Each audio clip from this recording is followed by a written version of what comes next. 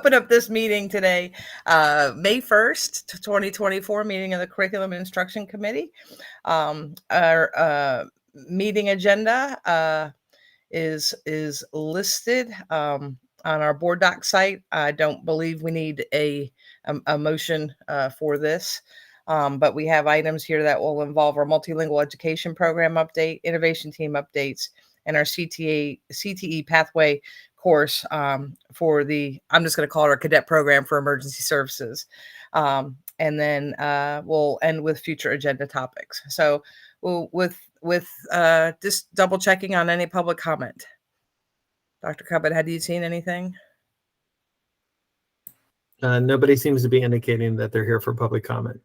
Okay, so with no indication that there's any public comment, I would like to present the April 10th, 2024 Curriculum and Instruction meeting draft minutes, which are available for viewing on board docs. Does anyone have any comments? Okay, then seeing none, I do know that we'll go to board member comments. Item 1.05. I know Mr. J has indicated he has no comments. Mr. Bass? Looking forward to both today's meeting and then being back in person, I think in June. Yes. Okay. And then my only comment, Mr. Bass, will be that Mr. J does need to leave the meeting today at 10:50. I know we've communicated that, but I just want to make sure, in case anyone is watching or watching later, that they know that if he drops off the screen, that he had previously informed us of another work-related obligation. So with that, I will kick it off to Dr. Cuppett to handle our items on the agenda. Good morning, everyone. Thank you, Ms. Johnson. I appreciate that. We have two updates from two of our very important teams here in the Curriculum Instruction Innovation Department. The first is going to be from our multilingual education team, and we use that term as a reminder to the board that this was previously what we would have referred to as English learners, but as the times change, often the way we name things change, and the multilingual learner speaks to the strength that our students have, the fact that they'll likely be proficient in more than one language. And so Dr. Caitlin Moore is our supervisor of multilingual education. She's going to give you a run through. Is Mr. Beers Arthur joining us? Okay, great. So Caitlin, you're going to take solo on this, so I'll turn it over to you. And if you can go ahead and try to share your screen. Yep, we're seeing that. And in present mode. Yep, you're in. You're good to go. Thank you, Dr. Moore. All right. Thank you, everyone. And like Dr. Cuppett mentioned, my colleague Chris is out today, so I will be your only presenter this morning. Again, my name is Caitlin Moore, and I'm the supervisor of the Multilingual Education Program. And so as we get started, Dr. Cuppett teased this a little bit, but you'll notice our name change. This was in response to the AIB's recommendation as a result of the state blueprint work group on English learners recommendations for all LEAs in the state of Maryland to move towards this term English learners from the past terminology, or multilingual learners from the past terminology English learners. So we adopted this change last July, which was ahead of the state's recommendation. And we're really leading the way there with our assets-based language. So with this name change, you'll see a couple of common acronyms throughout the presentation, ML and ME. ML refers to our students, the multilingual learners themselves. ME is us, the multilingual education program. As part of this change, we also spent some time this year to do a review and reestablish our program's mission and vision to reflect this new terminology. So you can see our updated mission statement here on the slide related to our requirements under Title III, which is really the legislation that drives our programming.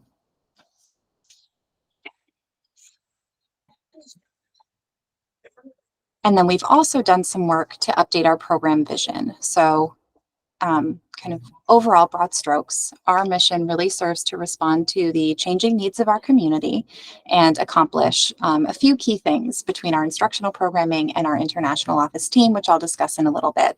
And that is to provide students with equitable access to a well-rounded, rigorous education, foster a sense of belonging for students and their families by appreciating their assets, as Dr. Cuppett said, eliminating opportunity gaps for those ML students, delivering culturally and linguistically responsive services to the broader community, and then collaborating and educating diverse stakeholders on how to best serve our multilingual community.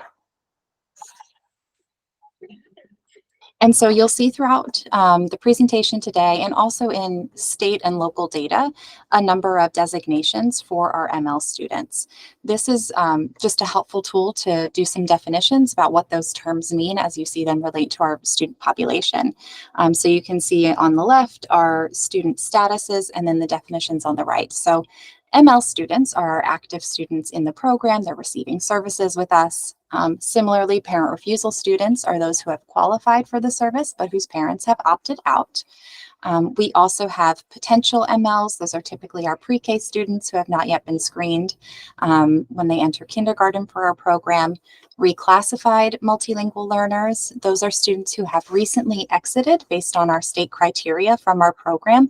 We do monitor them per state guidelines for 2 years after they exit. So that's that monitoring window. Once students are out of that monitoring window, but they've exited from our program, those are our fully exited students. And then of course we have our tested out students who came to us for screening, but never screened into the program. The two designations that I wanted to draw your attention to are highlighted here, are multilingual learners and parent refusals. That highlighted area there includes the accountability group for most of our measures. So students are considered to be MLs in that accountability group if they are active participants in our program and if they qualified for services, but their parents have opted out, our parent refusals. As you can see, our population has grown and continues to grow over recent years. As a system, we've seen this steady growth, and it really requires us to be nimble and respond to the changing demographics and student differences that we see.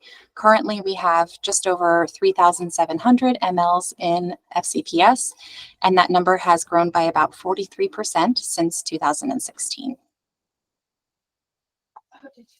And to illustrate just some of the diversity within this large student group, I wanted to share with you some kind of interesting linguistic facts. So ML students represent, as you can imagine, a wide variety of cultural and linguistic backgrounds. And just illustrating this one facet of diversity, we have a breakdown of the home languages spoken by our ML students and their families. The top 3 languages represented by our kids are Spanish, French, and Tamil, with over 50 additional languages represented by our students. So as you can imagine, this level of diversity requires us to really think strategically about the types of instructional support that we would provide for students with a variety of different language and education backgrounds.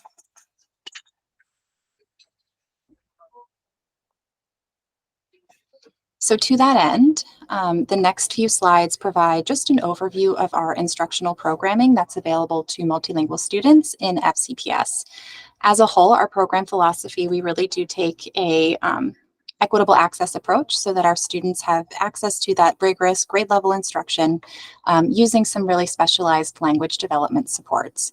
We do use the Sheltered Instruction Observation Protocol, or SIOP, research framework to guide those language supports in a research-informed way. The ME program overall takes a co-teaching approach to ensure that our MLs have equitable access to that grade level content instruction that their peers are accessing. And you'll note here that there are just a few key differences between the elementary and secondary program, most notably of which is that our secondary students have access to some specific coursework as it relates to our program. And that coursework really ranges everything from a dual enrollment option to courses for our students with interrupted formal education. We'll sometimes call them SIFE students, as well as some reading instruction courses for long-term MLs. Those are students who have been in our program for 6 years or more.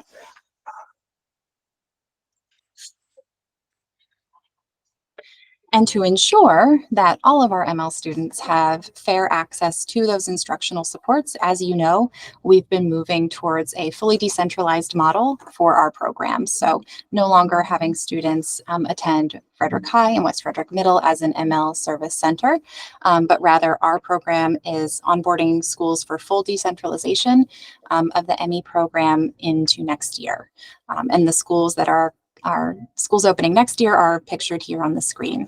So With next year, all FCPS schools will have an ME program and service provider. And along with the expansion of services, of course, we include professional learning from our office and a tailored communication plan so that each school community is ready to onboard that program and welcome their students back into their home schools. And we're really excited about this. Beyond our regular instructional programming, we do also provide some additional support to our students by way of coaching, or you might call them tutoring programs for students.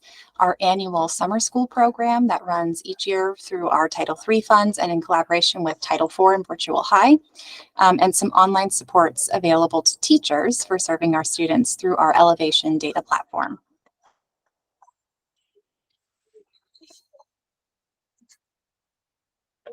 We've had a busy year, and we are working to stand up some additional programs to better serve the parts of our population that we know have a high need. So one of the things we're most excited to share about is a pilot program that we are establishing in partnership with FCC and their Monroe Center.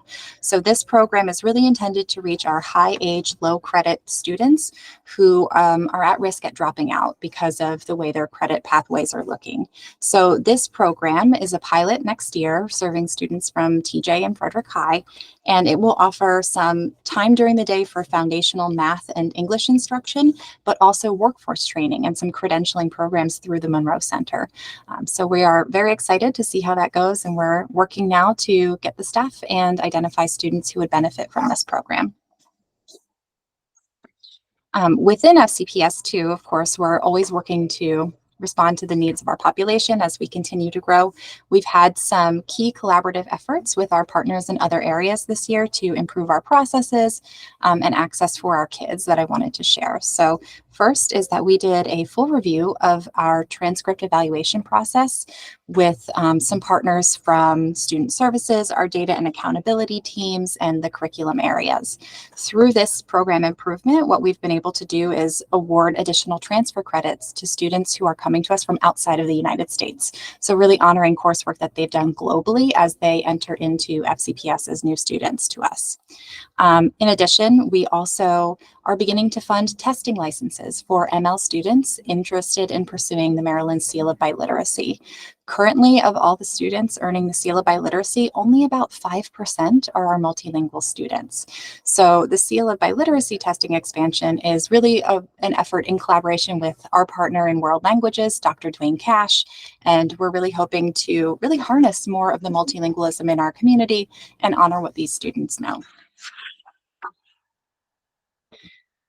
Overall, these program improvements continue to contribute to graduation rate increases for our ML students. We have seen a 131% increase in the number of active ML student graduates since 2019. We've been busy and we are working really hard to improve our programs for all students.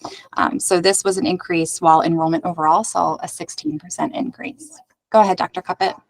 Yeah, thank you, Dr. Moore. First of all, congratulations to you and your team with this this increase in the graduation rate. But I did want to remind the board, this is the graduation rate for students who are currently ML designated as multilingual learners in their senior year.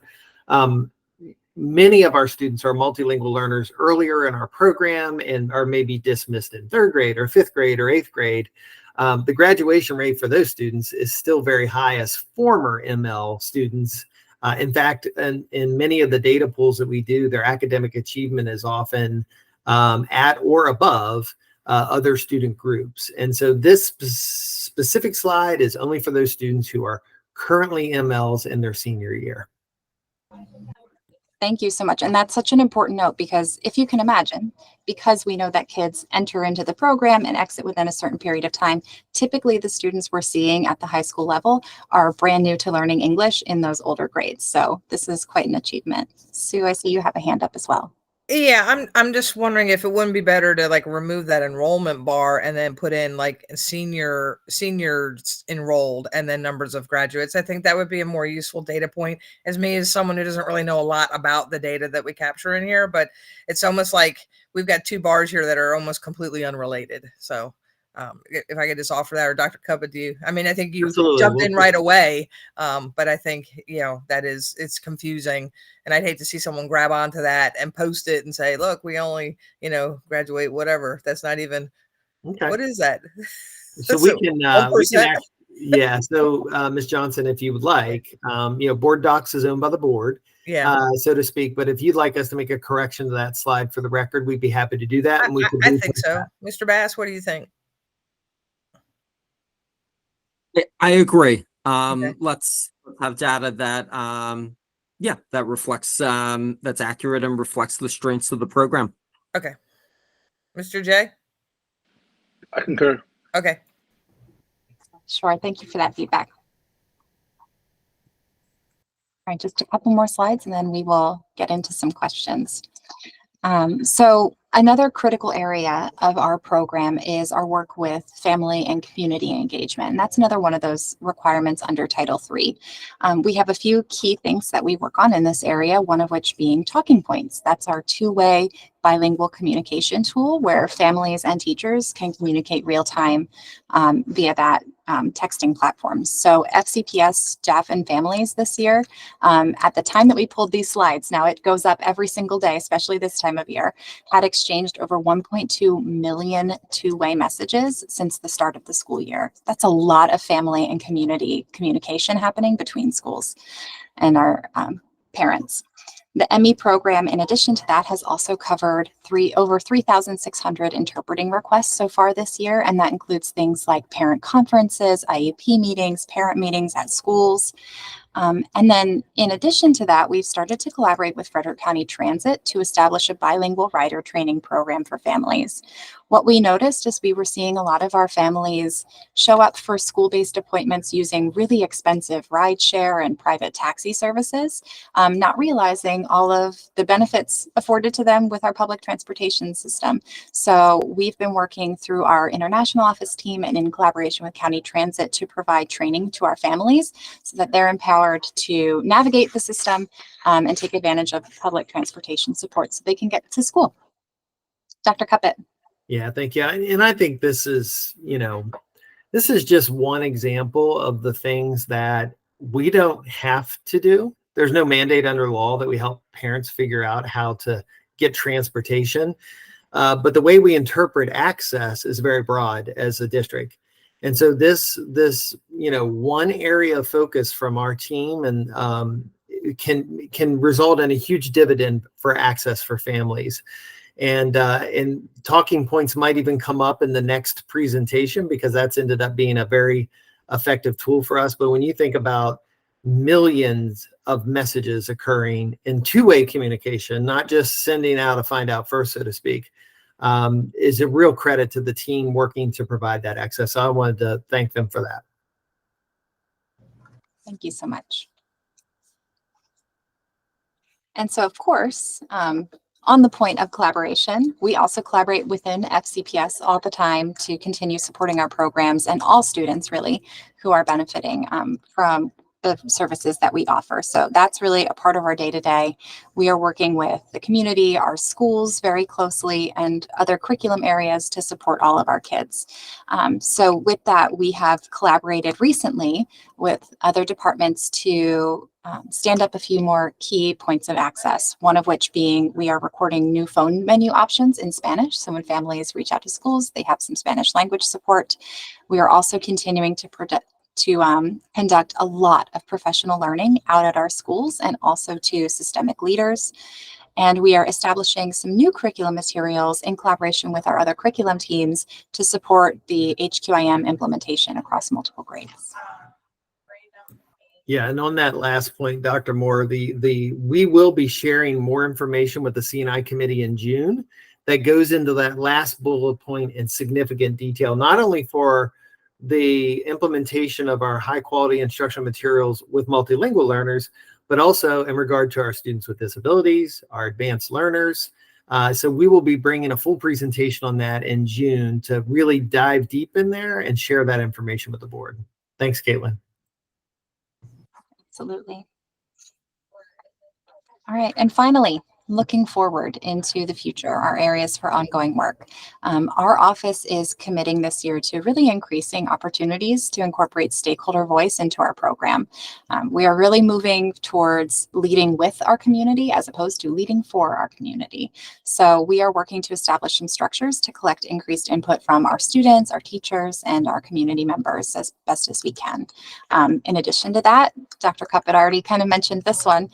We really want to expand the use of those linguistically responsive communication tools. So talking points usage has grown significantly beyond just the ML student population, with more multilingual families that aren't connected to our program and even English speaking families really engaging with this resource. It's important for us to consider its use more broadly beyond just the multilingual ed program.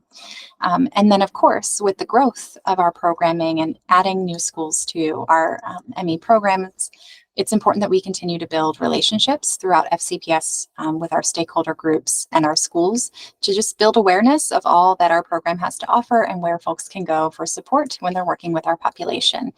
We are doing some really great things, but I also know that we do them best when we do them collaboratively with other folks in our system and our community. So we are looking forward to this ongoing work. And with that, I appreciate your time and attention and happy to answer any questions that you may have. Thank you. Mr. J, can we start with you? Sure. I just want to thank you for your presentation. I really like to see what was happening with the parent collaboration there. I appreciated the messaging you were doing. And that's really, really important, getting parents into schools and tied to our staff and teachers. That's really, really cool. I want to give a shout out to National Interpreters Day, which is today. To our interpreters who help us with our parents and our students, making that a possibility. And I just, I love the idea of the writer program. That's a great idea. And so I just want to thank you for the work you're doing. I know, I'm hoping these can be, I'm looking at everything right now in light of the budget. So I'm hoping these programs can be, are cost effective and can be maintained going forward. But I love them. Those are great programs. And kind of just go back to my heart, what we want to see here happen is that we get teachers and parents working together, not just like through messaging, but in person, back to school nights. But thank you very much for all you're doing. Thank you so much. Thank you. Mr. Bass? Excellent work all around. I have a few questions. One is with the language assessment. And have you found that students typically test out around the time that teachers and other people in the ME program would predict that they would test out, or are students leaving the program? And I guess if a student tests out before others in the program feel they're quite ready, how does that go? Sure. Excellent questions. And we're actually very excited. Today is data day in our world. So today is the day that we're actually getting preliminary draft data back from this annual required MCAP ELP or access assessment. So we're already kind of going through it and looking for those wins. But yeah, so we have a typical kind of trajectory for what we can expect a student to grow year by year in terms of their English language proficiency on that test. And for the most part, and you heard us kind of hint at it before, we typically tend to see kids come in those elementary school years and leave by the time they get to middle school. So when a student comes to us as a young learner and say pre-K kindergarten and they're a multilingual student, we expect pretty steady growth in that English language proficiency, and they tend to exit by 5th grade. We do, however, have some students who, especially if we find they're going from 5th grade to 6th grade and then entering those middle school years, we do have a contingent of students who are considered those long-term MLs. So typically, we expect a student to exit within about 6 years of entering the program. If they don't, they then become kind of in that long-term ML group where we want to take a closer look about what's happening with them academically. Are there specific domains of language that are holding them back? So we measure reading, writing, speaking, and listening. Is there an area of need that maybe is holding back that composite score and the student is not exiting? And then, of course, at the middle school level, we do have some specialized courses set up to kind of reinforce those needs. We tend to see reading is a big need for those students. So we have a foundational reading course for those kids. but typically we can expect students to make pretty steady gains along that an anticipated growth trajectory. And that's a part of our measure in the blueprint is they'll tell us how we're doing and how our kids are moving along that growth. Now, you also asked a question about kids who exit really quickly or are picking up the language more quickly than we would expect. Excellent question. And that's something we've been working closely with Dr. Jessica Reinhard in Advanced Academics to really review the data for those students. And we've been able to identify some students as potentially gifted, talented, or highly able learners based on that learning trajectory, because we can see like, wow, this student came to us in this year with brand new newcomer, just starting to learn English for the first time. They've made all this growth. We want to capture that and make sure that we are honoring that student's work and making sure that we're talent spotting them for things like advanced academics. It's really encouraging. Mm-hmm. Excellent. Yeah. With the decentralization, I'm really encouraged by that. Certainly it's right. I think both, it's where we need to go. And I guess I'm wondering if there have been challenges with decentralizing the ME program. And while you were giving the last answer, I was also thinking about, right, you emphasized in the slides the high schools that will now have ME programs, right, across FCPS, but right, so much of the ME services are provided at the elementary school level. So can you also speak about that with decentralization? Sure. So a lot of the growth happens in our elementary students, and that's kind of what I was speaking to before when we're seeing like that really quick kind of stepwise English language proficiency growth. But we have a fairly even split of number of students and service models between secondary elementary. So there is still a lot of MA program servicing that happens at that high school level. It tends to be a different demographic of students. So with that, there are certainly some challenges with decentralization. It's taken us longer than we wanted to get to this point. We're excited for next year to kind of be fully decentralized. But as you know, it was a slower process than anticipated with some of the staffing hurdles last year and getting teachers late in the staffing cycle. So we are really excited just to kind of launch the programs and start communicating with families. Dr. Cuppett. Yeah, and looking back over the slide deck too, Mr. Bass, I want to clarify that we've always had decentralized services at the elementary level. When I had an English learner program originally, when I came into this role 10 years ago, we were already decentralized there. We were providing services at the middle school, if I remember correctly, in 2 locations at the time, West Frederick and Monocacy. And we had it at one high school, Frederick High. And over the last 10 years, we've now expanded that to all elementaries were already there. It's now available in all middle schools and in all high schools. The challenge we had at the beginning of this school year was just trying to find people to fill those slots. So we anticipate next year will be fully expanded throughout the district. Excellent. I think, the final question, I guess just around data. The more data you can provide to us as the board, the better. I think there's a lot of encouraging information. We're doing, from everything I've gathered from this presentation, we are doing the right work, right, with our multilingual students and families, and ahead of requirements of the state. I just want to make sure the data that we have to fully evaluate, both in terms of graduation rate, but also, how students are doing grade by grade. Well, thank you for the interest, because we're looking at return on investment here, and really gets down to what's the achievement of our students, right? So I think, Mr. Bass, remember that, of course, when we do things like certain KPI presentations, that data will come disaggregated by student group, of which would be multilingual learners. So you'll be getting a lot of that data through KPI presentations. And certainly if the board has a specific request related to data, our team would be happy to get that to them. But you'll see those throughout the year through our KPI presentations.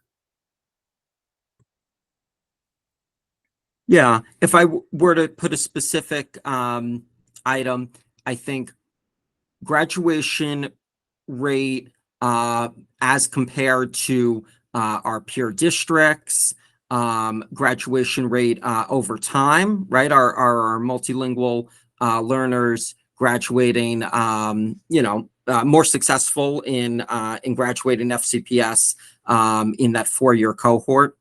Those are some of the items I'm interested in.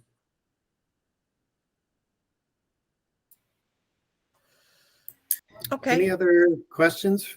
Yeah, I just had one, and it just dovetails in, or actually overlaps what Mr. Bass was saying. It's just, I think just, for us on the board, and then just for the general public, any way that we can present the data graphically that's reflective of what we're trying to do, I think would be helpful. And like Mr. Bass said, maybe, if we're talking about a 6-year trajectory of a student in the program and they come in their sophomore year, then that timeline's not going to be relevant. So I think, if can we see what the rubrics are that you're following or that the state is telling us to do, and then just have some, data that we can see rolling over time so that we can all see what the benefits of the program are. So I do agree with Mr. Bass. I think that we should be able to see what our goals are and the data that reflects that in a visual way. And I'm sure that we can get that produced, and that would be to everybody's benefit.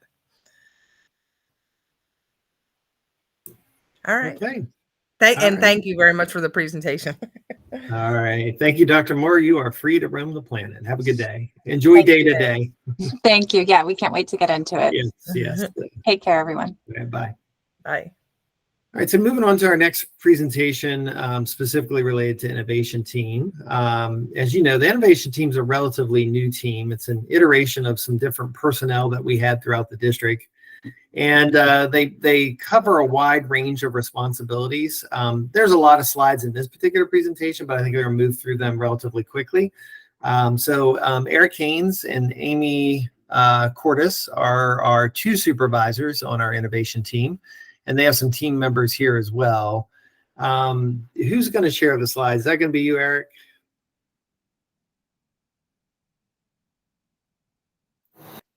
I think Amy was trying. If you need me to drive, let me know. Nope, we're good. Okay, so I'm going to turn it over to them at this time. Thank you, Amy. No problem. They're not popping up yet in case you're trying. Just wanted to. They're coming. Okay. Slow and steady. Yep, you're there. You're good. Fantastic. Well, good morning, everyone. We are excited today to talk to you about the Innovation Team. As Dr. Cuppett shared, my name is Amy Cordes. I'm the Supervisor of Innovative Solutions, and I have Eric Haynes with me along with some team members, and Eric is the Supervisor of Innovative Learning. Just to kind of give you context for our team, the Innovation Team was formed to support and enhance curriculum implementation and execution through field-informed research and innovative approaches. We're really trying to leverage that technology intentionally to provide robust opportunities for all of our learners.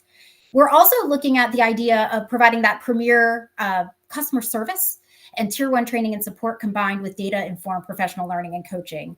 And that really allows us to ensure accessibility, equity, and increased personalization pathways for students across FCPS schools. So first, we're going to talk a little bit about the innovative solution side of the team. We do a lot of the magic behind the scenes to make everything work for our staff and students every day. To give you an overview, one of the things we do is we acknowledge that we have a large technology stack and we manage the technology stack as it is today. Right now, we have 76 core premium tools, 259 supplemental tools, and 65 staff only and 194 student tools. So what does that all mean? Anything that's core and premium are contracted services. That's some of our H2IM tools. It's also speaking to some of our more agnostic tools that people use, like a ScreenPal or Screencast-O-Matic, where you are recording a video. We also have some of those supplemental tools that break into two different categories. They're basic and preferred. Now, our preferred tools are interesting because some of them are actually required at the state level, but there's no way to contract with them. So what we do is we look over those tools for data privacy and security. We put in the required usage cases, and then we provide those to our students and staff so they can be successful in their programs. Basic tools are free tools that, once again, we review and evaluate for data privacy and security, accessibility, and then we acknowledge that what the requirements are for logging in, and we allow our staff and students to use those appropriately. So I think one thing that I like to share with our committee today is really unpacking a digital tool, because sometimes we look at it and we say it's McGraw-Hill and it's this book. But not every tool is created equal. So in this case, we have McGraw-Hill, which is our vendor. And actually, McGraw-Hill, when we're managing McGraw-Hill products, we have two platforms that we manage. We manage ConnectEd and Open Learning. And they have different sign-on capabilities. Within those two platforms, we're actually managing some of our bigger HQIM, those high-quality curriculum materials. We have Open Court, Understanding Psychology, ALEX, and Reveal Math. The other thing I want everybody to see is that behind all of that, we still have another total of 39 products that are living in McGraw-Hill right now that are e-text, that our staff are using, that our students are using, and all of them have to be evaluated. We have to do single sign-on for them. We have to make sure every day these things are up and running as we have students accessing and staff accessing based on their needs. So that's painting a picture of how one vendor may have up to 39 tools behind the scenes that we're managing as a team. So continuing on with what the innovative solutions side of the house does, we have a couple different roles in our team. We have the adult learning and technology specialist, known as an ALTS, and our solutions specialist, who is a teacher specialist. We liaison. We are the vendor point of contact for technical tool administration. Our team is responsible for creating Tier 1 training, documentation, and videos that are related to FCPS-specific uses. When we talk about tool updates and maintenance, every year around this time, we get the influx of emails saying, when's your rollover? Single sign-on capabilities are changing. We need to update this certificate. And we have to track all of those items and make sure everything is up and running for when our teachers come back in August and our students come back in August. We also troubleshoot for administrator, staff, and student accounts, interoperability for the teacher, a course, a grade level, a student. And we actually are very lucky this year to be using ServiceNow, which is a ticketing system that DTI procured. We decided to really latch into that and take advantage of it because we have so many tools to manage. And it's been really helpful for us to streamline our customer service process because we can really expedite our solutions that way. We also have partnerships with our tool owners. And when we talk about our tool owners, those are our curriculum specialists, the people who are really deciding what tools are coming into our ecosystem for our staff members and our students. We talk through data privacy, security, interoperability, and accessibility before anybody decides to procure anything. We talk about their teacher training and documentation needs because a lot of our vendors definitely have preloaded documentation or training. But a lot of times our teachers need something a little different or our students need something a little different. So we make sure those are available to them. And then we have a lot of data reporting, technical setup and maintenance we have to do. We have a lot of systems in place. And in order to keep robust reporting and functionality, a lot of times we will work with our tool owners to make sure that the data and reporting behind the scenes is actually matching up with other systems like our Performance Matters system so our teachers can see their data in one place. Another celebration we have this year is the Maryland Code of Education 7910, which is the equivalent access standards for students with disabilities.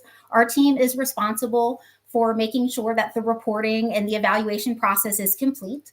So through ongoing partnerships with ACTS and the BSG group, we've had over 95 tools evaluated this year for equivalent access requirements since September of 2023. And we have a very small team doing that. So I want to give accolades to them for all the hard work they've done.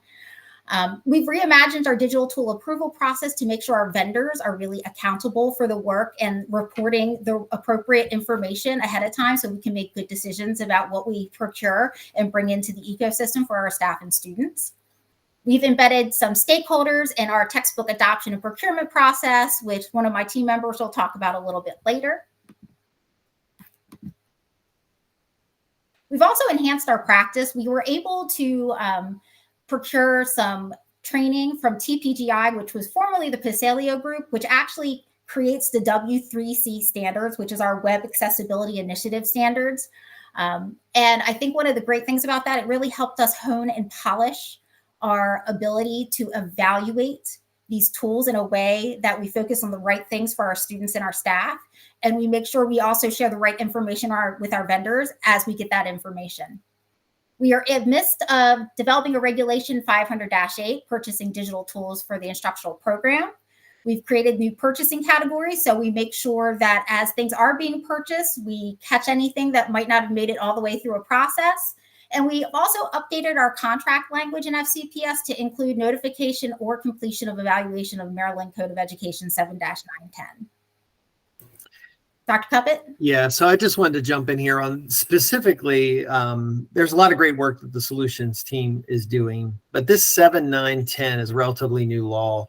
And when I talk with my colleagues, fellow chief academic officers, many districts are trying to get their head around how do you go about evaluating all these tools so they're accessible to as many students as possible. And when I share what we're doing, I really feel that we're ahead of what many other districts are doing. And I wanted to thank Amy and that team of about 6 or 7 people, I believe, who are working from across departments to review each of these tools as mandated under the law, as well as not only reviewing the tool, but following up with the vendor as to next steps that are required under the law, or finding other digital tools that will help a tool become more accessible. So it's not just going through a checklist, it's actually really examining these tools and ensuring that we have accessibility for our students. And it's been no small task. And it's been one of those jobs that requires a lot of time and energy, but it's very much behind the scenes. And so I want to give credit where credit is due on that. Mr. Johnson?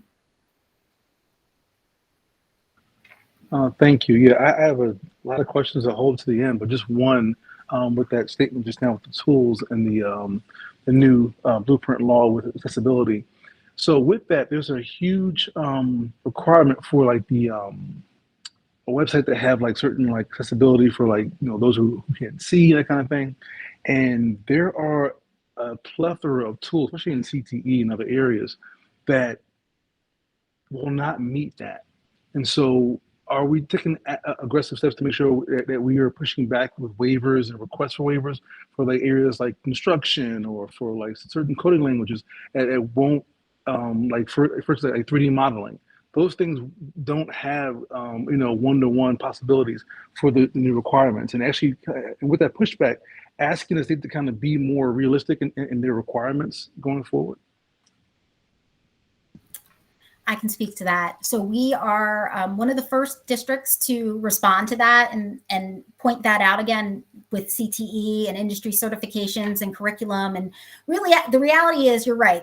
A lot of those programs, they kind of step into 2 worlds. We're in the K through 12 world, and then we're in the adult world, and we're trying to bridge that.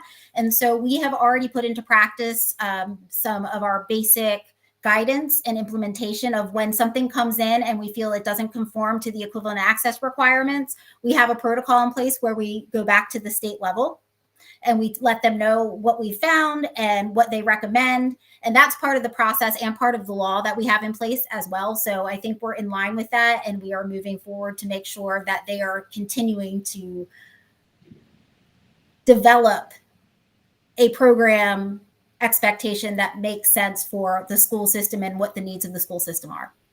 Okay, so there's a feedback loop where the state takes in feedback and they're improving their process, because they kind of blanketed some of this law. So that's really going to be, I know, taxing for you. So thank you for the work you're doing. It's very taxing to go through, but there are a lot of blind spots that they missed in making this law. Thank you. Yes. So I'll follow up, Mr. Day. I believe you're 100% correct. And what I've found over my 10 years in this role is when a law comes out, the legislatures have a fantastic intent behind it. Accessibility for all kids makes a lot of sense. But when the law kind of hits the actual working environment, that's when they do get feedback from school districts. We actually sent a formalized memo to them with some key think abouts that we were experiencing. Not to say we don't want to implement the law, but the fact is certain conditions exist on the ground that maybe legislators were not aware of or hadn't thought about. And so MSD was very appreciative of that. And I believe other districts are starting to share similar feedback. So I think we'll land in a good place, Mr. J, but I think you're right on with making sure that we as locals will advocate back about the specifics of the law, where those points of frictions are, and happy to offer possible solutions when we see those. So we are trying to collaborate in respect to this law to that effect. So thank you. Thank you. It's almost as if it should have included you in the process of making the law.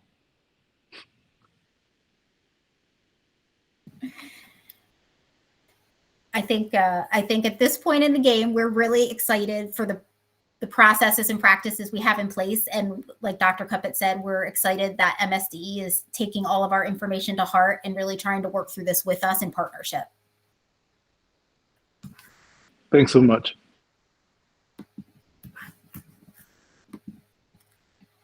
So as we were talking about enhancing processes, one of the things we have done this year, like I shared before, is enhancing processes with ServiceNow.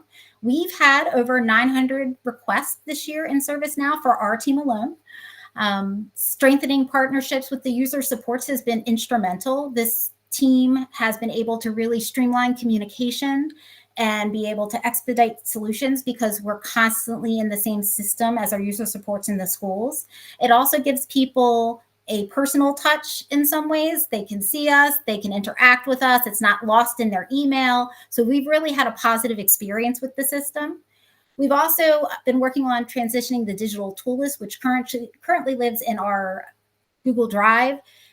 That is a manual operation right now. With this new system in place, we're excited that as the tools come in, they will be automatically added to the list based on what the feedback is, based on what's approved and what's not approved. So once again, we're streamlining our process and practices, so we're spending our time in the right place.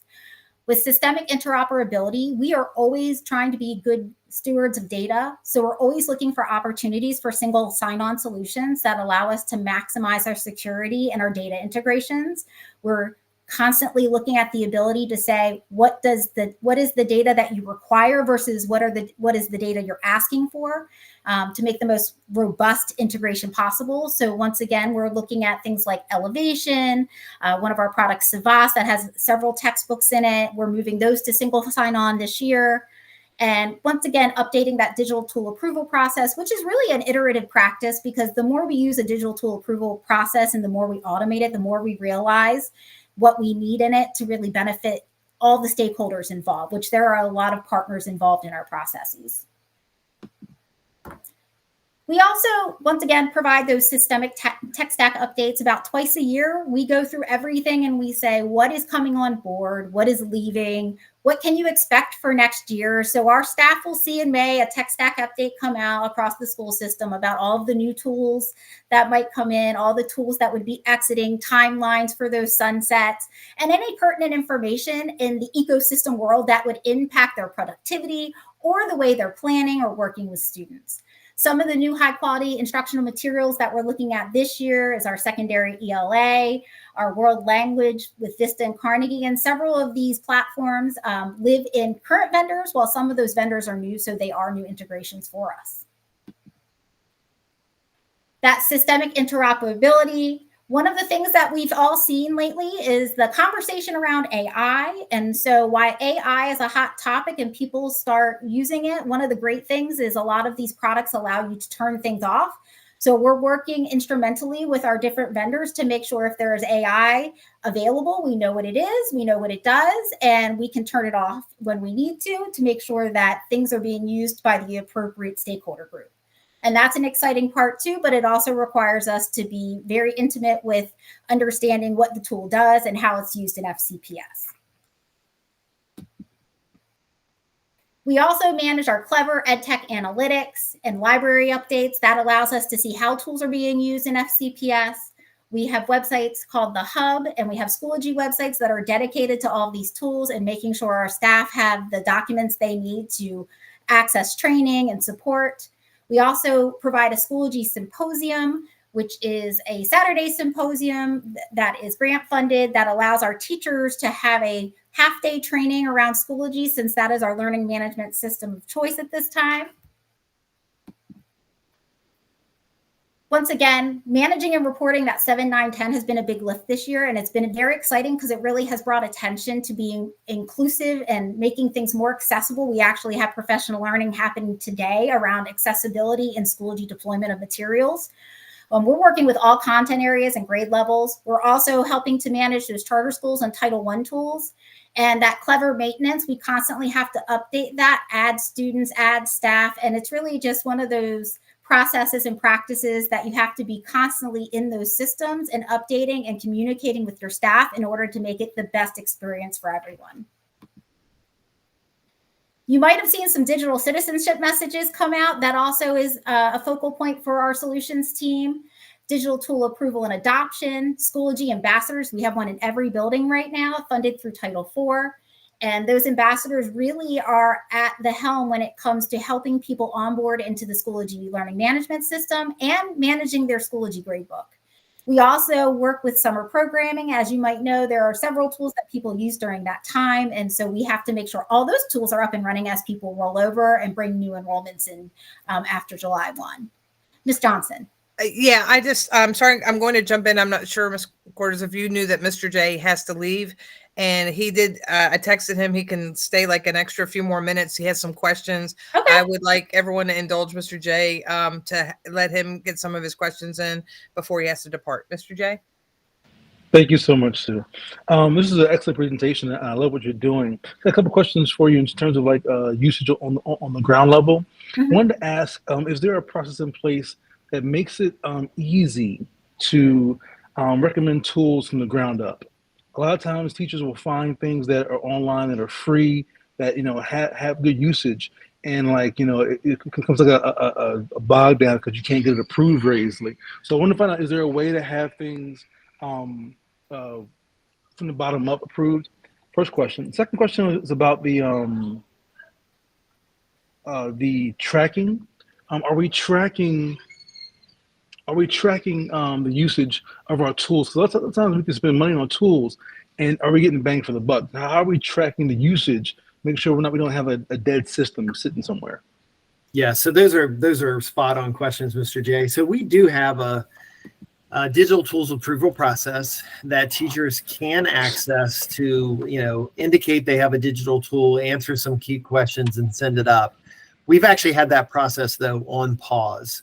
And the reason we've had it on pause is because we have a significant number of digital tools that have been going through the 7, 9, 10 law process for accessibility. And rather than add a bunch of new tools to the environment and be way behind on that, we have some timelines to follow. So we held on that.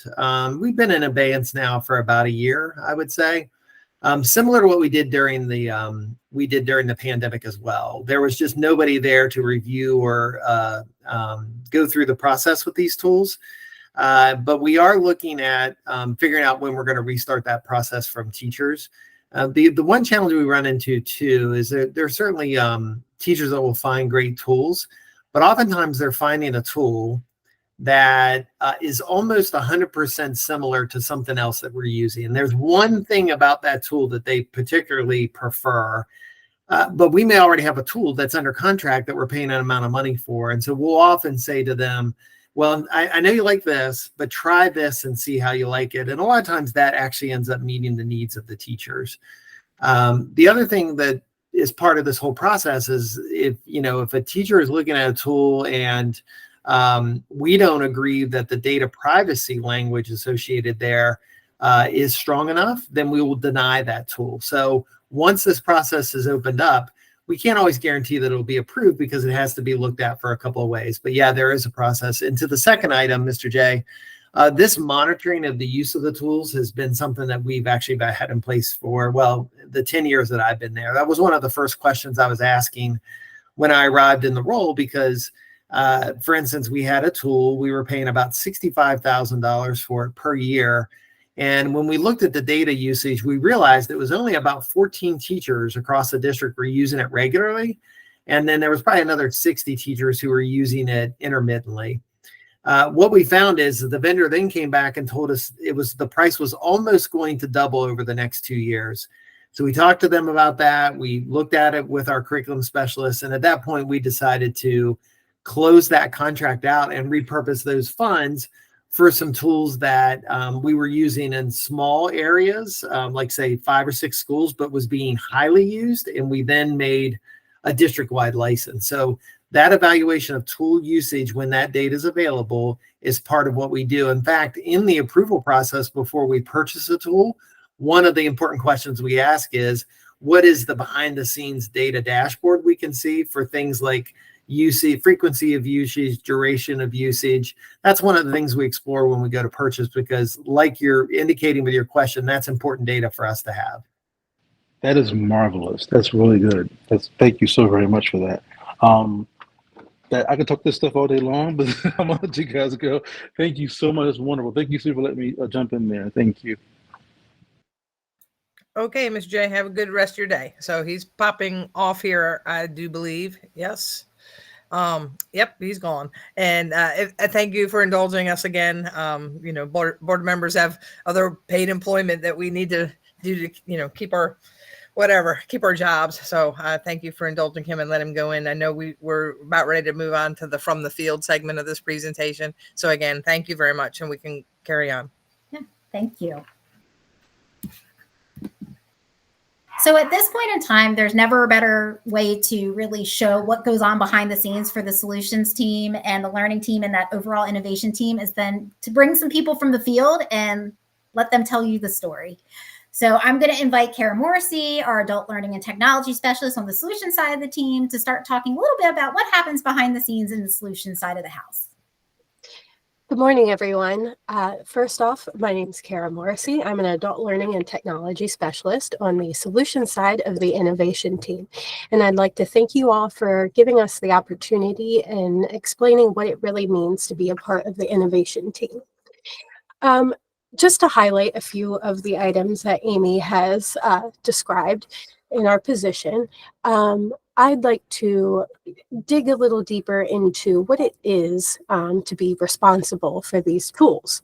So when a tool has gone through the digital tool approval process and is approved by all stakeholders and it is ready for use by students and teachers, I'm going to be the real digital tool management person for this. So it begins with our tool integration. That would be, what data is the vendor asking us to share, and really being those data stewards for this information. And is it going to be integrated through Schoology? Is it going to be integrated through Clever? How are our students and staff going to be able to access these tools?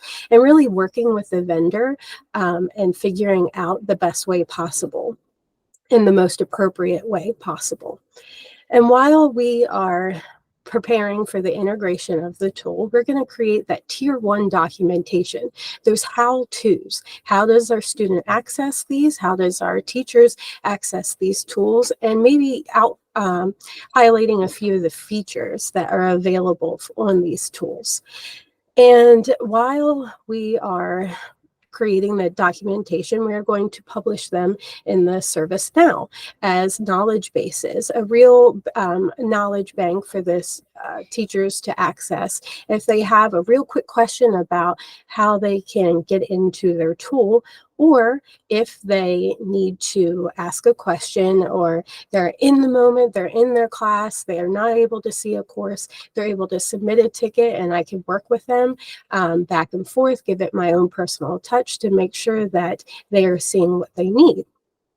And another aspect of digital tool management would be potential expansion of these tools. And I can speak to CommonLit. CommonLit is one of the tools that I am responsible for. And it started out as a secondary ELA tool.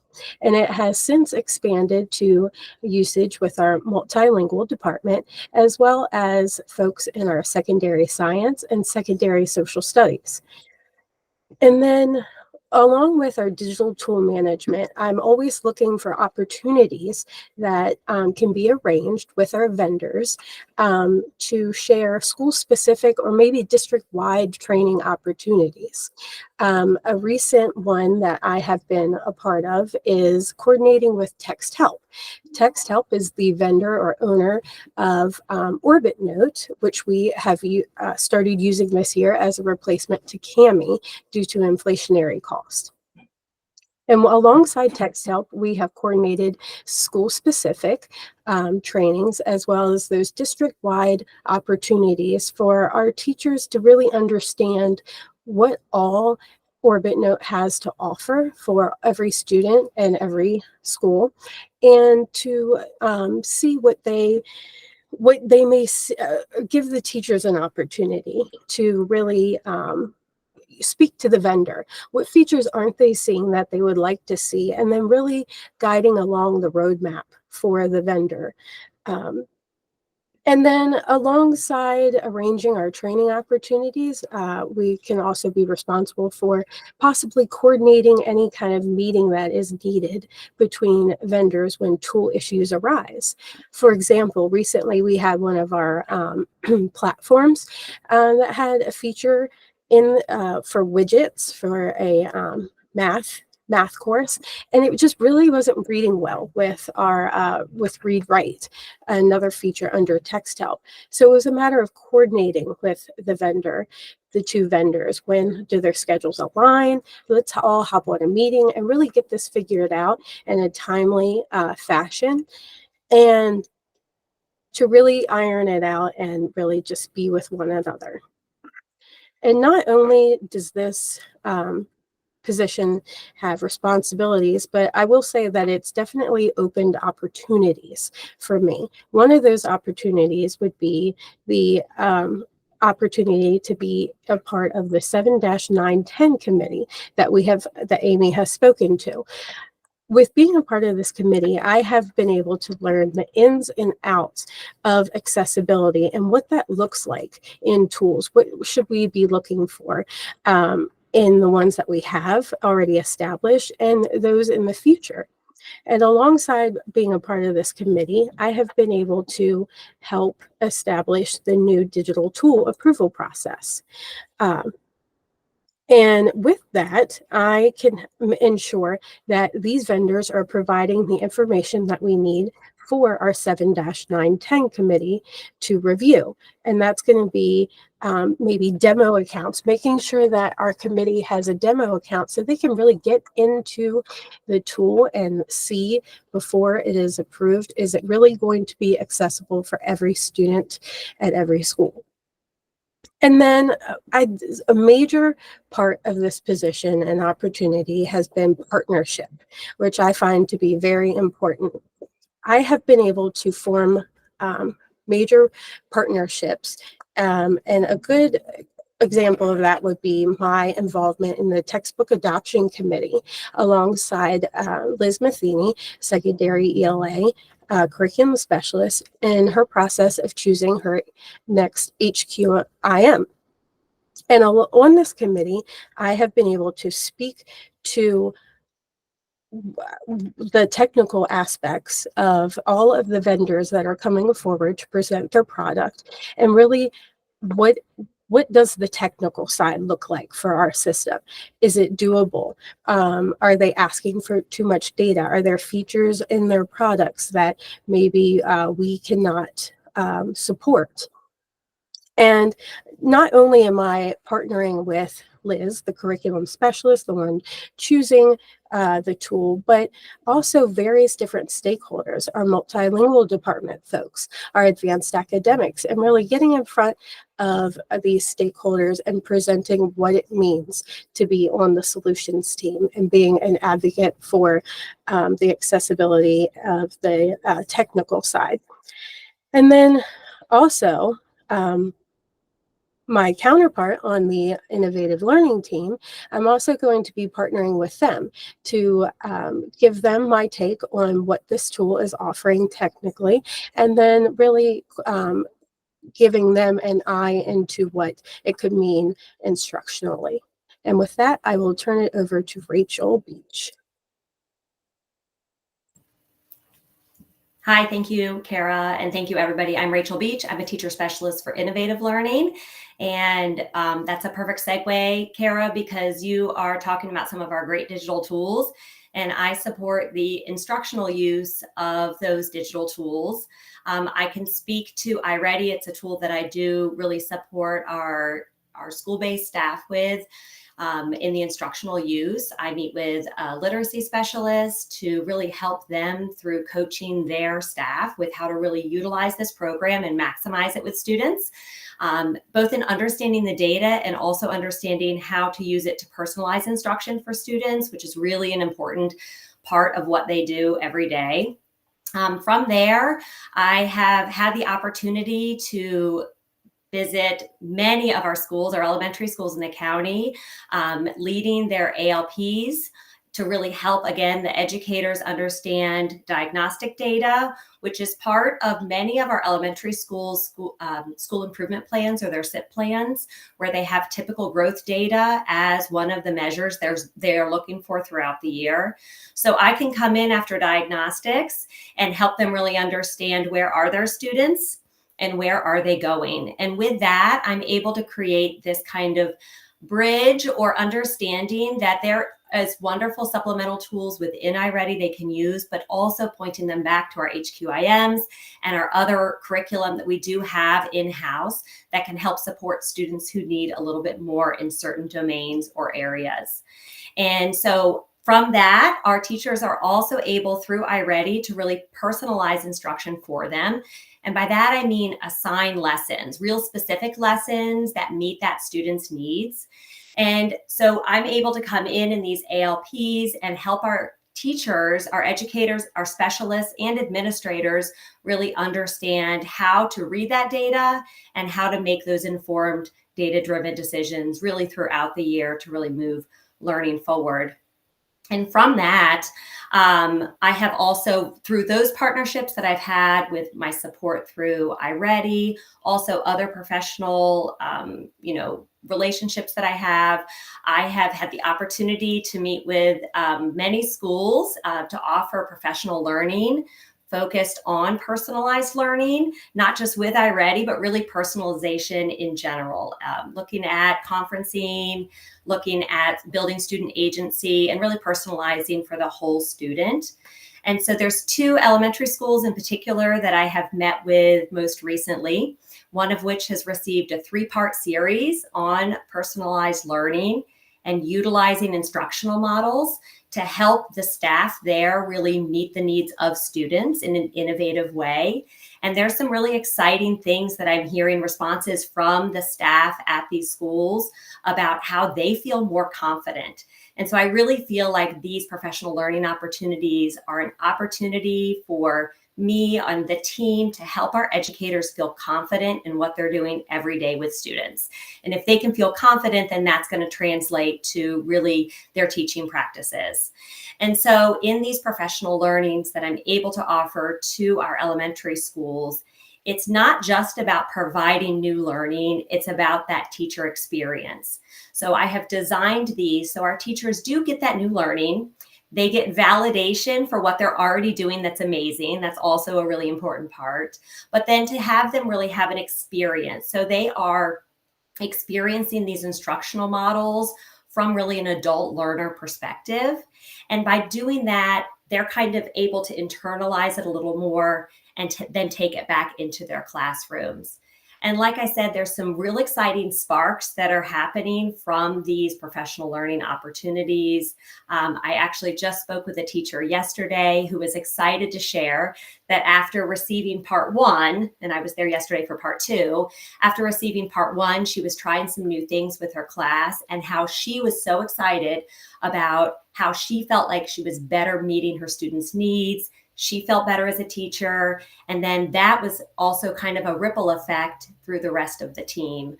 So those kind of sparks are really what are exciting things that are coming from providing these professional learnings to some of our staff really at our schools.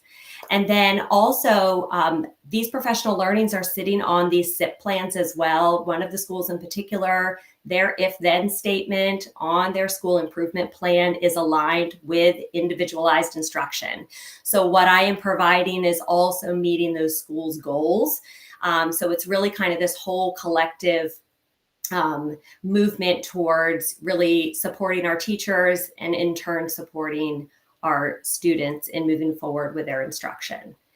And the last thing that I'll kind of touch on is just one of many, many hats that I wear in my role in supporting this educator confidence is this year, I've had the opportunity, as well as with the rest of my team, to be able to become field informed and support curriculum specialists with some of their contents. For example, SAT prep, digital media arts, and then Open Court, the new high quality instructional material for K-2. Our team has gone out and had the opportunity to become field informed, observe in classrooms, talk with teachers, and talk with students to find out what is working and what we need to do to really help them feel more confident in their day-to-day instruction. And from that, we were able to provide a report to curriculum specialists, really highlighting some of those things that we learned from this project. And it provides our curriculum specialists with a very detailed guide as to what is working and then what would help make our educators feel more confident as they continue to use this wonderful curriculum and our new HQIMs that are being rolled out in our county. I hope that gives you a small taste of what we do every day to really support teachers, which again is kind of that through line to the students. If we can support our teachers, then we can meet our students' needs. Thank you. Thank you, Rachel. Good morning. And good morning, Mr. Haynes. Before you start ahead. rolling, Eric Haynes is our supervisor of innovative learning.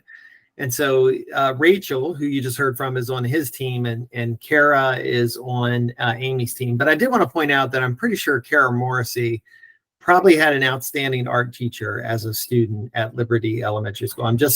I could just feel that coming from her excellence. Yeah, So Kara, Rachel, thank you for presenting. You guys are free to go and work on some of that great work that you were talking about right now, unless the board had any specific questions for Kara or Rachel at this time. Okay. Thank you. Okay, we'll let them go do that great work that you had heard about. So you've heard from Solutions. That's really about all these digital tools, all the accessibility, all the work of getting those tools up and running and keeping them running for teachers. And then there's that handoff over to the innovative learning team, and that's about how we use those tools in instruction. And that is part of what the innovative learning team does. And Mr. Haynes is going to talk about the full portfolio of work and services that they provide to the district and explain those a little bit today. So I'll turn it over to Mr. Haynes at this time. Thank you. Thank you, Dr. Cuppett. One of the things that we talk about on our team is being about people, processes, and pedagogy, right? And so always people first, and our teachers and students, as well as developing leaders. Processes, you've heard a lot about from Amy and the Solutions team and what they do. And then really our team focused on pedagogy and instructional practices in the classroom. And so you see this pie chart on your screen that kind of shows the categories of our work and where we spend our time. I'm just going to quickly go through some of the highlights of some of the work that we do, kind of supporting schools and our system with instruction. And so, Amy, if you go to the next slide, great. Rachel just touched on this. She's been a great addition to our team this year, and our team has visited over 700 classrooms this year as a team, and in some of those areas that Rachel mentioned, but primarily, seeing the curriculum in action and really listening and learning from our teachers to inform the work of our curriculum specialists. So we become those people that are out in the field trying to, like I said, listen and learn and help make sure that our resources and our curriculum and our materials, as well as our professional learning, is hitting the mark for teachers and helping them to move students forward.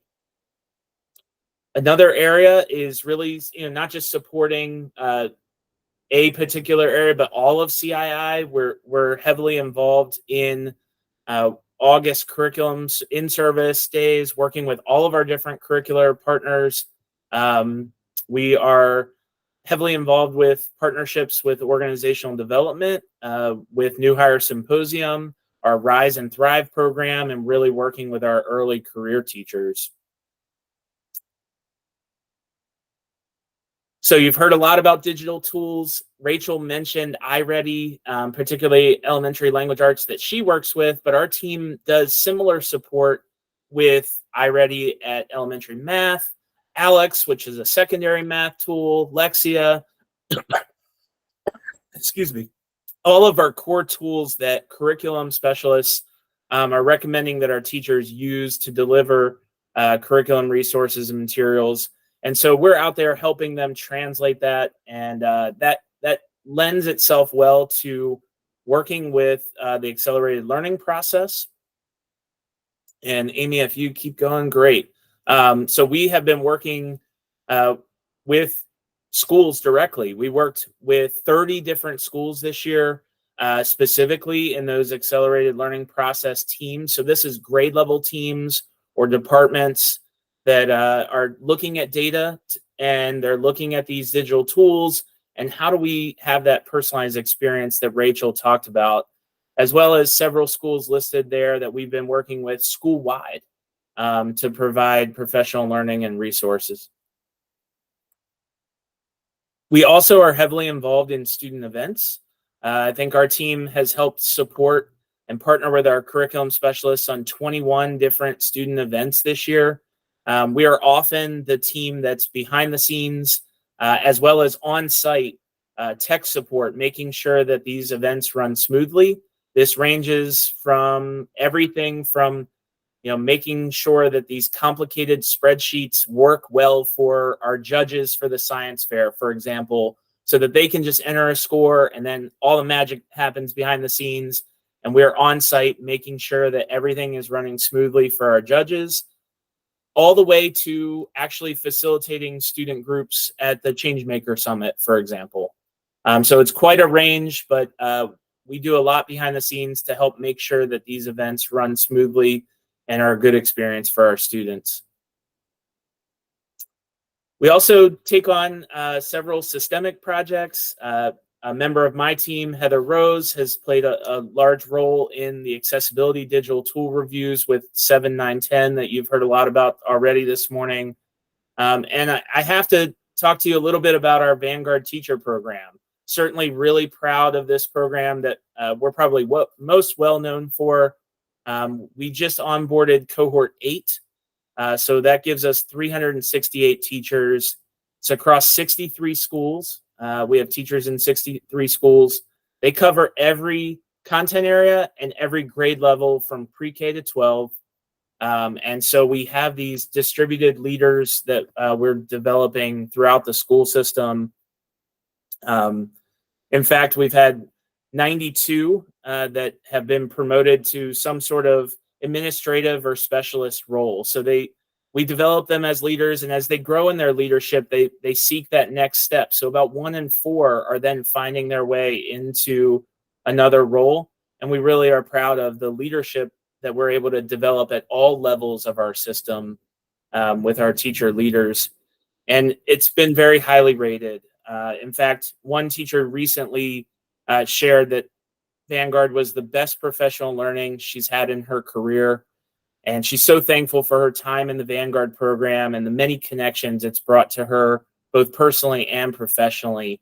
And I could share 100 other stories. And I think if you talk to our teachers, they certainly would share that sentiment that Vanguard has been very important to them and their professional development. We also have been working to modernize professional learning approaches. So we know that with busy schedules and reaching our teachers has just changed. They want things in shorter snippets. We're used to YouTube and TikTok, and And it's a new generation of teachers that are responding to professional learning in a different way. And so through things like Innovators Ignite, we're able to kind of modularize components of professional learning, get them out there in short bite-sized chunks in different modalities, whether that's podcasts or videos. We're also really excited about the asynchronous virtual courses, the modules that we put together to onboard our curriculum writers. So all of our curriculum writers have the opportunity to participate in an online course that trains them in things like accessibility, so that when they come to our summer curriculum writing, they have at least some basic knowledge on how do we develop resources and materials that are accessible to all learners. And one of those other ways that we've been modernizing professional learning since 2017, we've had what we've called the Vanguard Speaker Series, where we bring outside speakers and experts in the field to talk to our teachers and deliver keynotes. We've also sent teachers out to conferences. And so this year we're excited to share the Ignite conference, which is really melding those two ideas together. How do we bring in high quality speakers, but also provide an educational conference opportunity that our teachers don't have to travel for? It would be local at Frederick High School. And so our first ever Ignite conference is scheduled for October 18th at Frederick High School. Tom Murray and George Kuros are scheduled to present as our keynote speakers. And so we're very excited about this new opportunity that we're providing for our teachers. It's going to be on the Flexible Professional Day, so it's another high quality offering that we can provide for our teachers for that day. And so with that, that's kind of the highlights of innovative learning and the innovation team as a whole. I want to turn it over to you all for questions. Mr. Bass? Sure, thank you. Tremendous amount of information presented. My main question is, how do our peer districts organize this work? Is this work more decentralized in other districts? Is it under different naming, right? Is the innovation department unique to FCPS? Well, I don't know if I can speak to every district. I do know that every district, for instance, has somebody that has been tapped to start looking at things like accessibility in 7, 9, 10. Some districts have much more robust set of personnel to run their digital tools, depending on the size of the district. So for instance, in one of the neighboring districts here that is larger than us, not significantly larger, but larger, they have one person that runs the learning management system. Well, in our district, the learning management system is run by a handful of people, but they have one dedicated person to that. So it depends on how that district approaches that.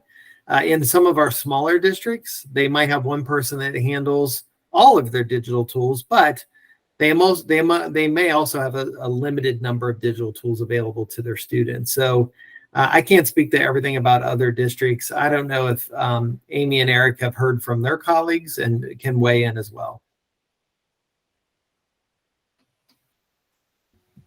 I think when it comes to management of digital tools, you would typically see in those bigger systems that you'll have a dedicated staff to one of those.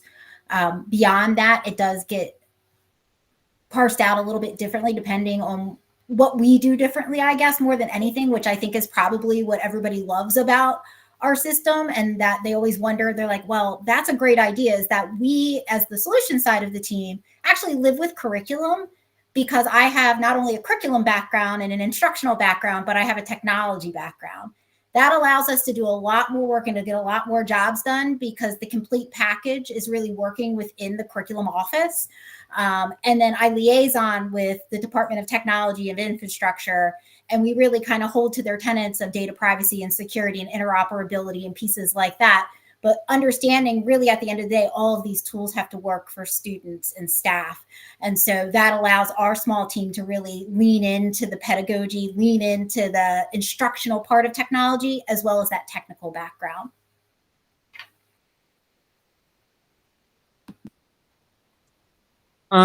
Yeah, if I have other questions, I'll follow up with you, Dr. Cuppet. Thank you. Okay. I just have a couple. Thank you for the presentation. One of the things that I was wondering about, and Ms. Cortez, you just alluded to the fact that you do work with DTI, and I was wondering how that relationship works between the two departments, because I think we have the overall umbrella of ensuring. I mean, I want innovation as much as the next person, but my higher priority is making sure that our data is secure and that, you know, we're following all of the federal requirements on that aspect as well. So how is that? Is there a dotted line, or, you know, do you report to two sides? I just would like to know how that relationship works. Yeah, no problem. So, and if I were to ask DTI, what would they say? Oh, yeah. I think they would say we have a really good relationship. I've been working with them for several years now.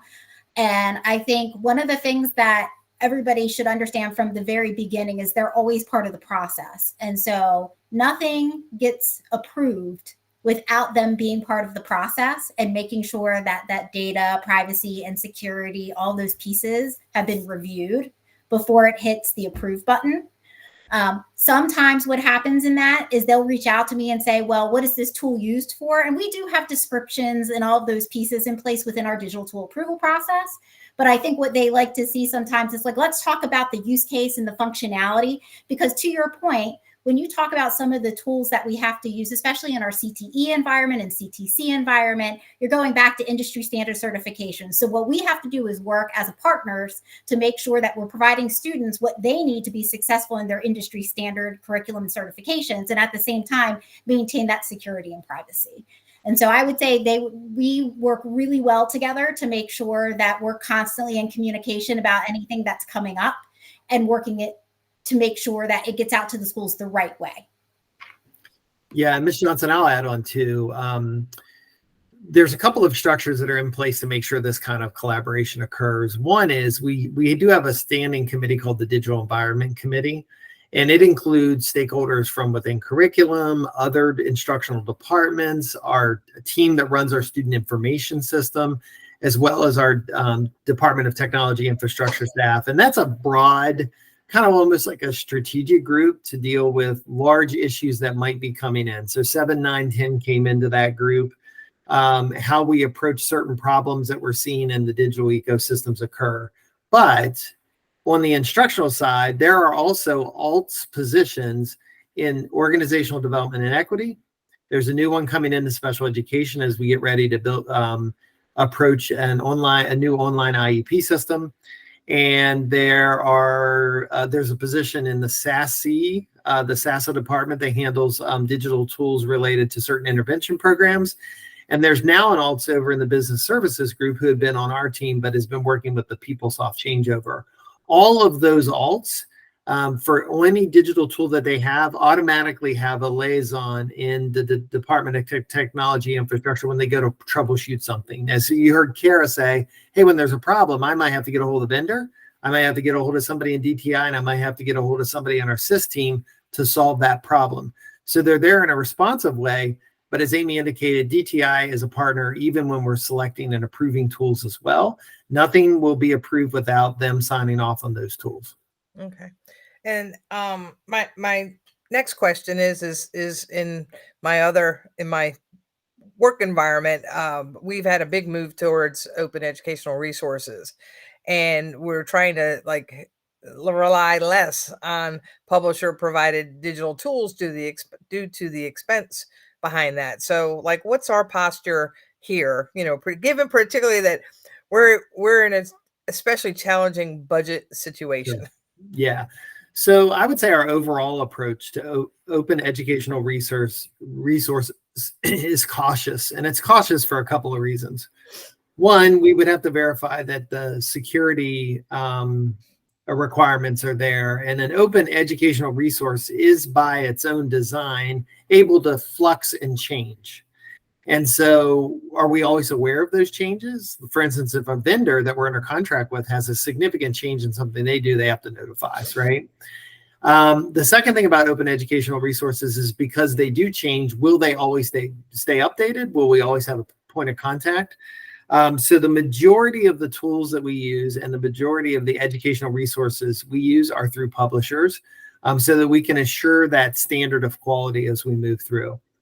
We do use some open educational resources in certain classes, but a lot of times that open educational resource is going back, for instance, to an original document, an original source document like the Constitution, or an original source document like an account. And so we use those a lot in our history area. And then occasionally we'll have them used in other places. But if you ask me to put a percentage on it, I would say 97 to 98% of what we use across FCPS, the entire curriculum department, special education, is probably done under contract with a vendor or a publisher. Okay. My next question is something I've seen in my own classroom now that I'm back. So we have the use of Chromebooks in the school system.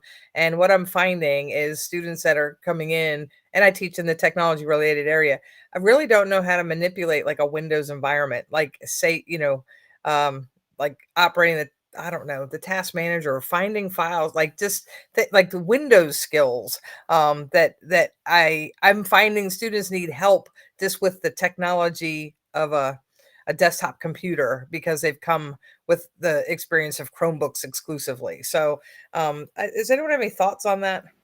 The answer to that is yes. Yes, they will. If they are only exposed, because we pretty much run on the Google environment here as far as Chromebooks, and that's been an affordable price point for us. It's met our security requirements. Now, if at home, mom and your dad or grandpa or whoever's in the house has a Windows environment and kids get used to that, they're going to have a little more experience with that. But that is, and I would say that there are some school districts, I actually know some folks that work in this, in the private sector in this area. They are all Microsoft-based districts, which have a lot of time in a Windows environment because the kids receive laptops that are Windows operating. Other districts go the route similar to what we do, which is more of the Chromebook-based platform. So yeah, it's one of those things. It's kind of the age-old, do I use an iPhone or a Samsung platform? And what are kids used to? So our folks, if our students only have access through technology through us, they're going to be less familiar with the environment you're speaking to. Yeah, well, I'm definitely seeing that. And it presents new challenges in my world because it's not related to my curriculum. It's related to just functioning within the environment. And then my other question has to do with the whole AI and what are we what are we doing to stay ahead of that curve? Because just even this semester, my world has been turned upside down. No doubt. It's the AI environment is changing rapidly with the generative AI that we're seeing now. So the last might have been the last policy committee meeting, I believe. I know they're working on it. Yeah, went to as a guest speaker, and it sounded like that the board members on the policy committee felt that as a board, because we had indicated to them that MSD is currently working on guidance. We've been using some federal guidance, but our approach to AI has been very cautious. We're not exposing this to students yet until we can fully understand what platforms we feel are safe. We're involved in conversations with DTI with that. We are allowed, teachers can certainly use AI if they want to, but we're trying to give them some guidance and some guardrails on that. But the board from the members of the policy committee felt like they were going to be coming back to the full board to request that there be some kind of district-wide work group because the timing of the MSDE, I don't have it right in front of me, Ms. Johnson, but I think it was maybe spring of next year or even late fall of this coming year would be the first round of initial guidance. And with the final guidance coming in spring of 2025, and those members on the policy committee felt that was too long to wait for guidance. And so it sounds like maybe at some point, I would assume after your budget conversation's clear, that this may come up as an agenda item to take next steps. Okay. As I said, just I've been doing this for, over 2 decades. And like I said, it's just been a real eye opener to have an assignment I would normally give to students. And then they have code and ask them to generate a UML diagram, and basically we pasted the code in to ChatGPT and said, create a UML diagram. And then boom, there it came. And with a whole bunch of explanation, it was like, okay, well, so I'm using it in my classroom, and I don't want students not to use it, but you have to know how to harness it. And it's just really causing me to rethink basically everything going forward with how I'm teaching. So I just wanted to, from my field perspective, how much it's changing my world. So I have one more question, and that is, when you look at the job titles, we have, supervisor of innovative learning and supervisor of innovative solutions, and there's only a one-word title change there. And I'm wondering, is there a better way to delineate that? Well, I think it all comes down as to who's the audience that we need to delineate that for. So in our world, and this is a relatively new team in the long arc of the 10 years that I've been in the department, but we really feel the term solutions, right? Solutions, we have a solution specialist, we have alts. That's what they're doing. They're making sure everything runs very smoothly. Whereas Mr. Haynes' team it's not that the solutions team doesn't consider learning, because that is a big part of their focus, but the actual working on teaching and learning is what is the learning side of the team does. So we think those are pretty good descriptors from in-house. I don't know if maybe somebody from outside the organization looking in would fully understand. I will tell you this. The only way to make the title as descriptive as the work would be supervisor of innovative solutions, accessibility, integrations, interoperability, tier 1 support, et cetera, et cetera. Almost like I joke around about like some of the titles over at FCC, right? You have a vice president of like these 7 things, and they're all listed in the title. We struggled with that when we first started to develop the positions. And I will tell you, I'm not sure that these types of positions exist in this form. So for instance, Amy's role, I believe in one of the neighboring districts is, I don't know how it's exactly titled, but it might be like supervisor of instructional technology and compliance or something like that. So yeah, those are the titles that we've landed on to this point. And what's more important is that people know who to go to when they need help, and they know exactly who to go to when they need help in the district. Okay. Well, just from my end, and anyone who might be not as embedded in the environment, what's the difference between having supervisor of innovative solutions and supervisor of innovative learning? It was 2 titles and have 1 title, and 1 person is supervisor of innovative solutions and learning. So that's my danger I see in that is articulating that to just like have those longer descriptors. I just something to mull over. So yeah, thank you, Ms. Johnson. Appreciate that feedback. That's all I have.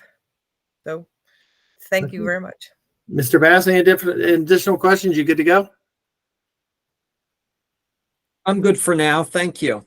Okay. All right. Well, I want to thank Eric and Amy for their work and their team as an extension. And you guys are free to roam the planet as we finish up our last agenda item. All right. So, Ms. Johnson, the final agenda item was the Emergency Services Training High School Cadet Program. I believe Dr. Pearl has joined us. Look at that with the CTC background right there. That is just fantastic. So I'll turn this over to Dr. Pearl. This will be a relatively short item to wrap up the day. Thank you, Christine. Yes, absolutely. And I just have to first give a shout out. We had a really successful career signing day this morning. Many of your colleagues were there. So I'm sure you'll hear about that tonight at the board meeting. So this, again, as Dr. Cuppett said, I hope will be short. We have operated an internship partnership with Frederick County Fire and Rescue Services for 3 years. Our current students go to the Public Safety Training Center for a half day for a year. We have been, as you all know, looking for ways that we can expand CTE completer programs, particularly where there are opportunities for other facilities. And so it was perfect timing when the county and I came together and we said, what do you think about developing a completer program? And they were excited about it. So there is a Maryland completer program that is approved by MSDE. The coursework is still through MIFRE, the Maryland Fire and Rescue Institute. And so this program, if approved, would start next year as a 2-year completer program that would be held at the Public Safety Training Center. The first year students would get all of their industry certifications. And what we had to do to make it a completer program is just add the emergency medical responder. So that all take place during the first year. And then the second year, the students will be getting their internship hours out in the field at local either rescue companies or fire stations. And what we're most excited about is this will really prepare those students for opportunities to go right into careers, particularly in the fire, professional firefighters, but then also give them a really strong background for those that are interested in going into some sort of emergency medical services as well.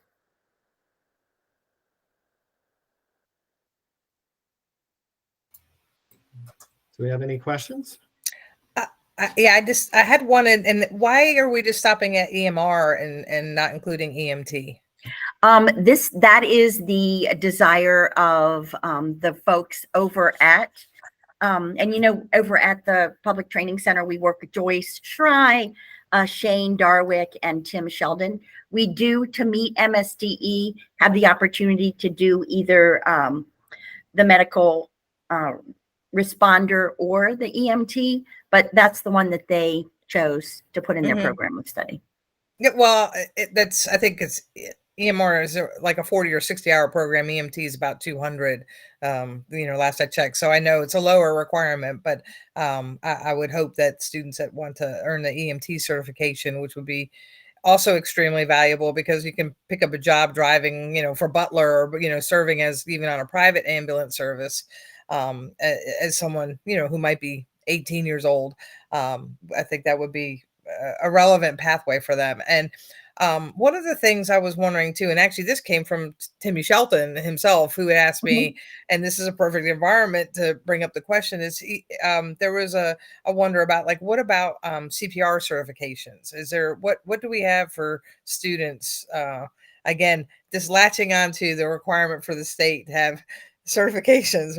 That's a new one that came up. So I just wanted to forward that for thought. So we do as a system, Brian Griffith, who oversees our health and PE, offers a training at the beginning of the year for all of those program areas. PE, our child development associate teachers.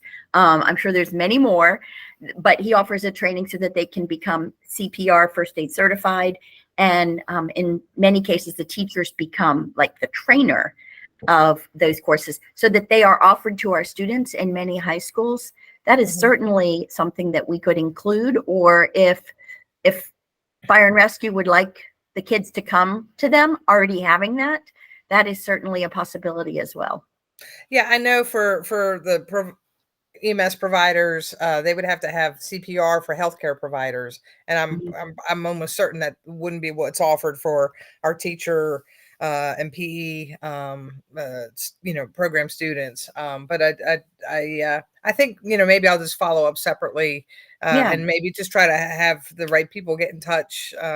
You're already speaking to them anyhow. So I don't think I'm doing anything other than just saying, hey, let's just make sure these questions get asked here. But I think it's a great idea. And as Dr. Cuppet had said, this was something we brought up last month without knowing this was coming up to us. So I think, it's nice to see us all thinking about the same things. So absolutely. So, and that's certainly something I will reach out to Tim about if they can provide that for our students. Then all the more we want our kids to leave with as many. Sorry, I'm in a school, as many industry certifications as possible. Okay.